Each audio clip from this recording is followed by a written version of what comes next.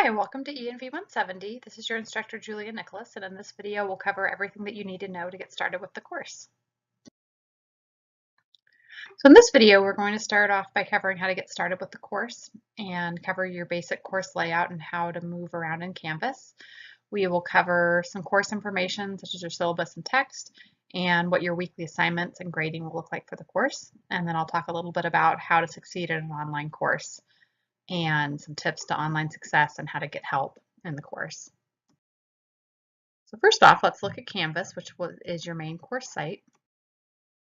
And to get to Canvas, to log in, you are going to go to, you can either go to My KCC here at this website, or you can follow this link directly to Canvas, klamathcc.instructure.com. And you will log in to Canvas using the same user ID and password that you would enter on My KCC. So you'll see this screen pop up and you'll enter in your username and password. Again, the same username and password that you use from My KCC works also for Canvas. Once you get logged in, you'll be selecting your course. And so you should see on your dashboard here a list of all your different courses. You can also click on this courses button and see your courses, it'll put them down as a long list. So you'll select the course you want to go. When you click on the course, so for example, for ENV170, you'll click on the course and you'll see the home page. Really all that's important on the home page is it goes over down a little bit below this section, it goes over how to get started with the course. So from this home page, you can check, you can see the menu here whenever you're within the course. And you'll want to make sure that you check your announcements for the course each time that you log in and see if there's any new announcements for the course. So I will post updates and information if things are going on with a certain assignment. I may post updates on the announcements section there. The modules link here will take you to all of the course content. So most times when you log in, that's where you'll be headed, is to the modules. And there's a link to go to your grades. So you'll want to be checking your grades frequently for the course and make sure those look correct. And another link here on this main page that's really nice is the calendar link, and we'll go over a little bit coming up on what the calendar link looks like. So from your calendar, if you see this icon here, this little discussion icon, that means that there's a discussion due. So if, for example, Wednesdays we have discussions due, and if you see this little link here, that means there's assignment that's due. So anywhere you see that link is an assignment. And then there's a different icon here, the Q for quizzes or tests. And so your classes are all color coded. You can change the color of the class depending on whether you want a certain color makes more sense to you for a certain class. So you just click these little dots here, and then you could select any color that you want for each class. If you click on this box here, it won't show the assignments for that class on the calendar. So for example, if you wanted to unclick all your classes except for one, and you just wanted to look at that class's assignments, you could click on these boxes, and then those assignments would not show up on your calendar. So like I mentioned, the modules link here will take you to all of your main course content for the course. So if you click on that modules link there, then you will go to a page that looks like this. There's a section at the top that says Start Here. Below that is all your content broken down by week. So week 1, 2, 3, etc. through 9. But the very first thing that you want to do in this course is check out the KCC institutional syllabus and check out our course syllabus. There's a link right here to the course syllabus, and then take the syllabus quiz, and that establishes your attendance for the course. So if you have not taken the syllabus quiz, you can be dropped for non-attendance, and I'd like you to take that quiz by Wednesday. On Friday, all the students who have not taken the quiz or not participated in the class get dropped. So make sure you do that as the very first thing that you do for the course. If you scroll down below that, as I mentioned, there's all the assignments broken down by week. The first thing for any week to do is just read this objectives, activities, and assignments. And that'll share information that you need to know about the assignments. So make sure that you check that out first. Once you do that, you can go down and complete your lecture assignments. Typically, there'll be a lecture video for each week, and then I will also post the lecture slides so you can look at the slides that go along with the lecture. Most weeks you'll have a chapter outline due, and in most weeks you'll have a discussion due for the week. And then for lab, most weeks you'll have one lab assignment. This week you also have the assignment of ordering your lab kit, and that's just for you to let me know that you've ordered your lab kit so I can keep track of who has lab kits and when they should be here. If you click on the left-hand side of your screen, there's the grades link here, and when you click on that, you'll see something like this pop up. This is just a sample, but it'll show you the name of each assignment and the total points that that assignment's worth, and if you had submitted assignment, your grade would be right here. So what you'll want to do is check and make sure for your assignments each week that the assignment, the grade that you get matches what you think you should have gotten, and that your assignments are getting graded and I didn't miss anything.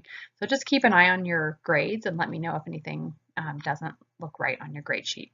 Mistakes do happen. I try to keep them as accurate as possible, but if you see something that doesn't look right, just let me know and we will work on getting it fixed.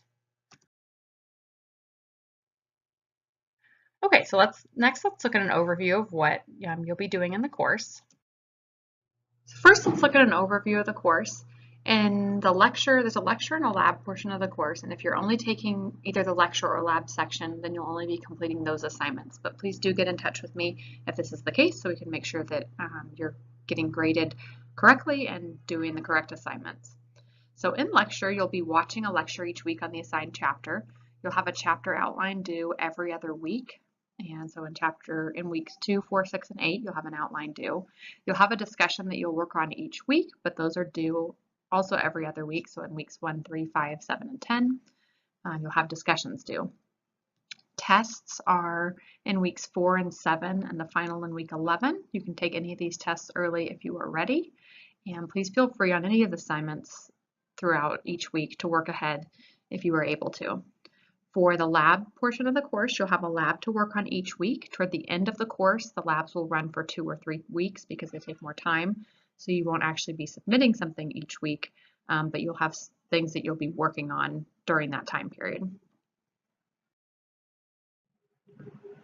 So this is a breakdown of your grading for the course. In the lecture, you'll have outlines, 4 of them worth 50 points apiece, your quizzes and tests worth 310 points, your 5 discussions worth 50 points apiece, and your final for 240 points. So that comes out to 1,000 points for the lecture. And for the lab, you'll have your 5 weekly labs, which are worth 100 points. And then your labs that take a little bit longer will have a lab report with them. And you have 2 of those worth 150 points. So overall, standard 90 to 100% is an A, 80 to 89% is a B, 70 to 79% is a C, and so forth. Your text that we'll be using is Principles of Environmental Science by Cunningham, the 7th edition. Looks like this right here. You can use a different edition, but you'll need to check to make sure that you're on the right chapter. So for example, look at the chapter title and make sure that the chapter outline that you're submitting corresponds to that chapter title. Your chapter outlines, you can find this this page here. If you go into week 1 and look at the chapter outline link, it has a handout on how to do your chapter outline. But just for an overview, you're going to be using Times 12-point font, double spaced, and you'll want it to be about 5 to 7 pages. And your goal is to summarize the main points within each heading. 5 to 7 pages may sound like a lot, but when you're doing it double spaced and there's a line for a heading and a line for the main heading and a line for subheadings, and there's really not 5 to 7 pages to go by really quickly. You can go longer than that if it's helpful to you, but your goal in terms of points is to make sure you're in the 5 to 7, at least in the 5 to 7 page range. And the grading, essentially to get all 50 points for the chapter outline, it should be well written and complete sentences. So check your spelling and grammar. Have the main points of each section accurately summarized. Make sure that you have a chapter overview, which is this right here. So it's just a sentence or two stating overall what the chapter is about. Have that in bold, and then have sentences summarizing each section under each heading. 5 to 7 pages double spaced, and make sure that it's written in your own words. So avoid copying the text, try to paraphrase the text in your own words. And so each of these sections is worth 5 points for a total, or sorry, worth 10 points for a total of 50 points overall. If you turn in late work past the due date without notifying me first of a valid reason, your late work will be deducted for 10%. If you have a valid reason for your work being late, please let me know and I may not deduct the 10%. If you do need to turn in late work, it's always best to check with me. And in general, just keep in touch with me throughout the quarter as much as possible, especially if things are going on, so I know what's going on with you and we can work to hopefully help you stay caught up in the course.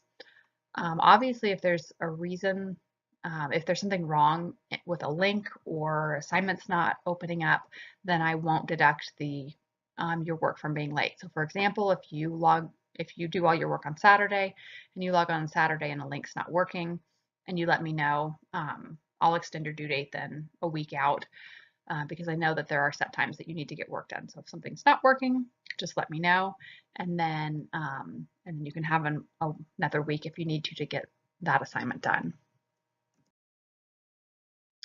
Righty, next we're going to go over how to get help and some tips on how to succeed in an online course. If you need to get in touch with me, if you have questions about the course in general or questions on any assignment you're working on, you can send me a text or call me on my cell phone at 530-586-0539. I usually have my phone on me and I'm happy to help if you need help at all. This is the best way if you're working on an assignment and have questions and would like to communicate back and forth.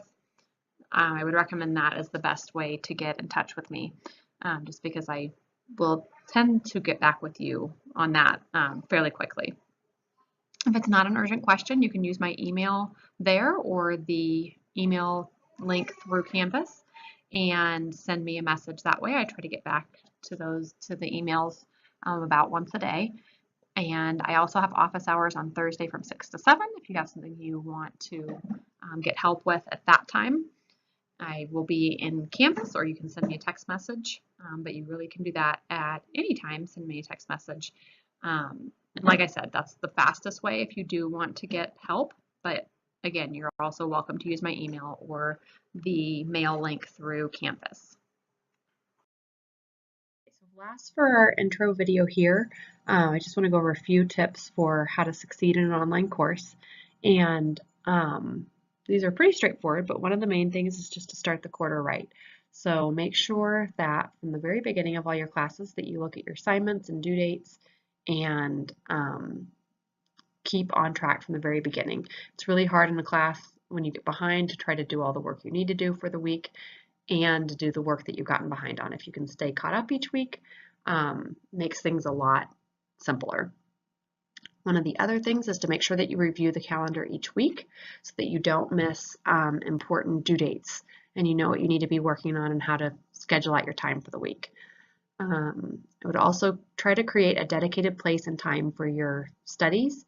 I know at my house if I try to get work done with the kids running around me and everyone awake and busy, I am not very productive. If I can actually get some quiet alone time, I can do way more quickly than if there's a lot going on. Next, try to achieve a school and family balance. So this is important if you have a family and you have lots of other things going on, to try to set aside time that you can spend with your family, and then try to set aside some time where you can focus on getting your work done. I kind of already covered stay on schedule, so it's much easier to keep up with what you need to do than to do work that you got behind on and the current work. So trying to stay on schedule with all of your assignments. Another big one is just staying motivated. And I think about midway through the quarter, tend to kind of lose steam and you get tired and burned out, and trying to keep up that motivation and just counting down those weeks and knowing that you need to stay focused, get your assignments done, and not lose track of that the end is coming eventually, and you will get it done, but just staying motivated with getting those assignments done each week and all the way through the 10 weeks, since every week in a quarter is pretty busy.